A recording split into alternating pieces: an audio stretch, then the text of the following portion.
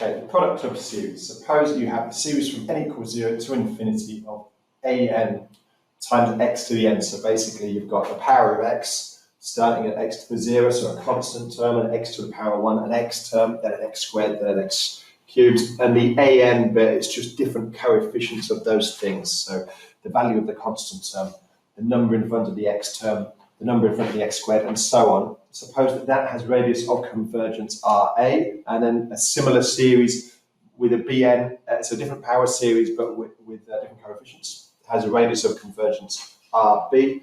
The product of the series is, you multiply them together and you end up with a new power series. And if you think about how that would work, like a big expansion, foiling out all of these things, and you can try this for yourself. I'm not going to do it, but you'd have A0, B0 plus A0, B1 plus A1, B0, X, and so on. And then you'd have more terms for the X squared, and you keep going and going and going, and so on. Basically, what we're going to do is use this principle as in multiplying series together, and it's literally just thinking about expanding brackets. And we're going to apply this to a tricky question. So example, let the sum from n equals 0 to infinity of an x to the n equal x over sine x. So this is a quotient. Let that be the power series expansion of x over sine x, right?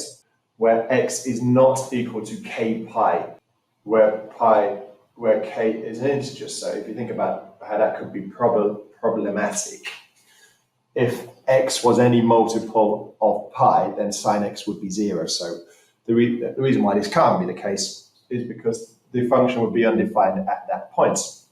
So basically, we're going to use a known Maclaurin series. So use the Maclaurin series expansion of sine x, and I've just included this down here.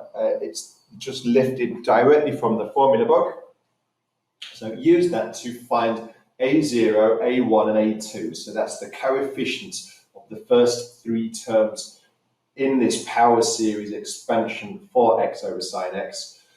So that x over sine x is approximately equal to A0 plus A1x plus A2x squared for x near 0. Remember, the x near 0 term, the x near 0 bit there, the significance of that is that if x is near 0, then powers of x, really, even including x squared, but beyond that, so x cubed, x to the power 4, x to the power 5, those terms are going to be so small if x is near 0 that they don't really affect the series too much. Obviously, depending on the level of accuracy you need, you might need more terms, but we are just going to make a nice, simple 3-term, or you might even not end up with 3-term, but a maximum of 3-term power series approximation of x over sine x. And we're going to have to use a product. So we are told that x over sine x equals A0 plus A1x plus A2x squared. So I'm going to start there. X over sine x equals A0 plus A1x plus A2x squared, right? And when it says use the Maclaurin series expansion of sine x, so what I'm going to interpret that as, where I can see this sine x, I'm going to replace it with its Maclaurin series.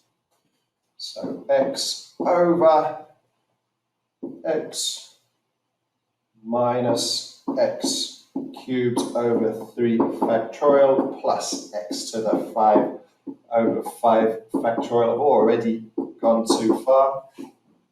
That equals A0 plus A1x plus A2x squared. So now where this product thing comes in, what we're going to do is we're going to multiply through by all of this. So we're going to move this series and we're going to multiply it by the series on the right hand side already. And that is when we're going to have this product of series thing going on.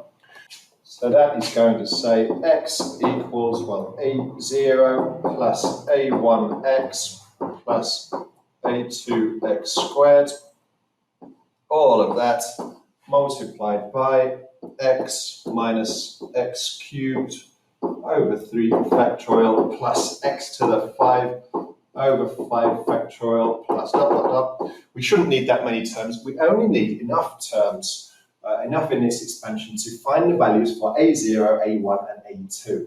So what we're going to do now, we're going to do a bit of expansion. And if you compare that to what's going on here, we're going to be expanding things and comparing or looking at how many things contribute to the constant term and the x term and the x squared term and so on. In fact, we don't have to go further than the x squared term. Okay, so now x equals, well, if you think about what makes the x, you've got a0 times x. There's no other combination of things when you multiply them together that will give you an x. Everything else will give you a power of x higher than 1. So it's a0x. Now we can think about what gives you an x squared. So you could have a1x times x, so that would be plus a1x squared. And then have a look, is there anything else that gives you an x squared? So there's no other combination that would give you a power of x that is x squared. So now we go on to x cubed, and we shouldn't need to go further than that. That should be enough information to get us a0, a1, and a2. So let's see what gives us x cubed. So we could have a0 times minus x cubed over 3 factorial. So plus minus a0 times x cubed over 3 factorial. So that could be one term. Is there anything else that gives us an x cubed? Well, yes, there's this a2x squared times that x. So that could be plus a2, and that would be x cubed. So it's a2x squared times x, which is a2x cubed. Now, as I was saying, we have a power series on the right, or a product of series. We now have one power series on the right, and we could think of this as a power series on the left. It's a very basic one, but we could rewrite it. So this x could be written as x plus 0x squared plus 0x cubed, exactly equivalent to just x equals what's already on the right-hand side, but we are going to do a bit of factorizing with the x cubed term. First two terms are fine, so equals a0x. So you should already be able to see the value of a0, but I won't spoil it, plus a1x squared plus, and if you think about what's making the x cubed, you've got a2 minus a0 over 3 factorial. So plus a2 minus a0 over 3 factorial times x cubed. So now we need to compare coefficients, and that will enable us to find a0, a1, and a2. So comparing coefficients.